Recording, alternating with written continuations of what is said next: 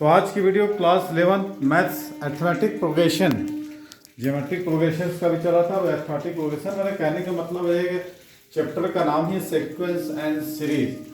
तो बोर्ड में लिखा हुआ एनसीईआरटी का क्वेश्चन से आप लोग देख लेंगे कौन सा एक्सरसाइज का है।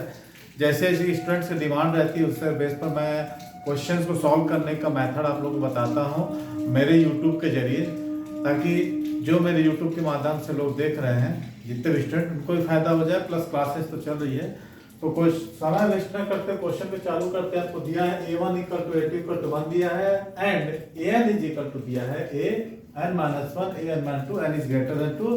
अब तो हमको वैल्यू फाइंड करनी है an प्लस 1 अपॉन n, जबकि n बराबर 1 2 3 4 है। क्लियर? तो ये आज का क्वेश्चन है। ये क्वेश्चन से भी आपको 2 मार्क्स के या 3 मार्क्स से जैसा भी हो आ सकता है। मार्क्स आपको सॉल्व करने के मेथड बिल्कुल क्लियर होना चाहिए। मार्क्स तो आपको मिल ही जाएंगे, चाहे 1 हो चाहे 4 हो। तो 4 मार्क्स का क्वेश्चन उतना ही इंपॉर्टेंट रखता है जितना 1 मार्क्स का, क्योंकि एक एक करके 4 होते हैं। तो चलिए स्टार्ट करते हैं। सबसे पहले हम क्या करते हैं, जो आपको दिया है सॉल्यूशन यहाँ पर आप लिख लीजिए, है ना। सॉल्यूशन आपको लिखना ही पड़ेगा क्योंकि क्वेश्चन ना उतारे लेकिन नंबर डाल के आपको सॉल्यूशन लिख देना होगा।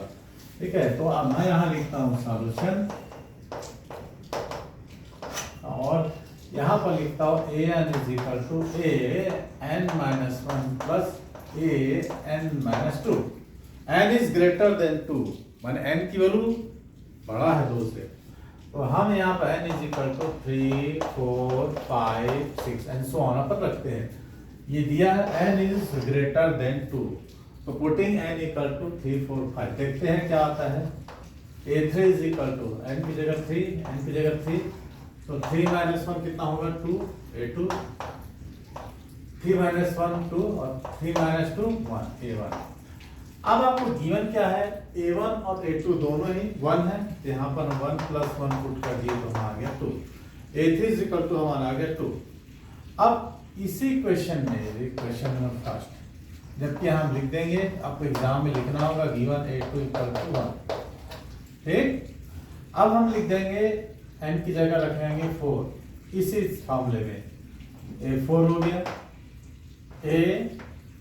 a4 minus 1 plus a4 minus 2, तो कितना आ जाएगा a3 plus a2। Clear? 3 minus 1 sorry 4 minus 1 हो गया 3 और 4 माइनस 2 हो गया 2। अब a3 की वैल्यू आप कितना लाए हो, a3 की वैल्यू 2 आया है 2 और a2 की वैल्यू 1 है, तो हमको आ गया कितना 3, क्या आया a4, है ना। जो जो हमको आ रहा है उसको हम लिख देते हैं डब्बे में a3 इक्वल टू 2। अब आप निकाल सकते हैं a5 minus 1 plus a5 minus 2, तो हमको कितना हो जाएगा ये a4 प्लस a3 a5। अब आप a4 कितना है हमारे पास 3 है तो 3 लिख देते हैं। a3 हमने कितना निकाला 2, तो हो गया हमारे पास 5, a5 मिल गया हमको 5। अब हम निकाल लेते हैं a6, है ना। a6 तो यहाँ पर a6 minus 1 plus a6 minus 2 हो जाएगा a5 प्लस a4। अब a5 मैंने पिछला निकाला है 5 रख देते हैं और a4 कितना हमारे पास है 3, तो हो गया 8, a6 इक्वल टू 8 होगा। ठीक है, बस यहाँ तक। अब आपको ये निकल गया n इज ग्रेटर देन 2 था।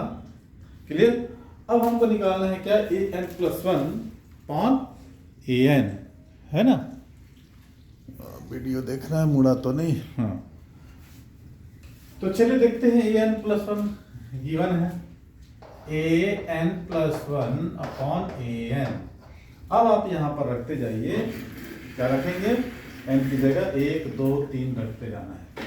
तो n is equal to put करते हैं 1, तो हो जाएगा a2 अपॉन a1, तो 1 प्लस 1 1, a2 बाई a1 कितना है। अब a2 और a1 बाई कितना है 1 बाई a1।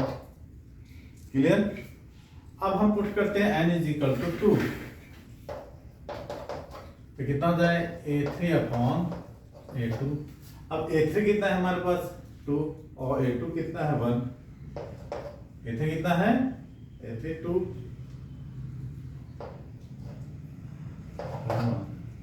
अब हम n इक्वल टू रखते हैं 3 तो हो जाएगा A3 + 1 4 अपॉन A3।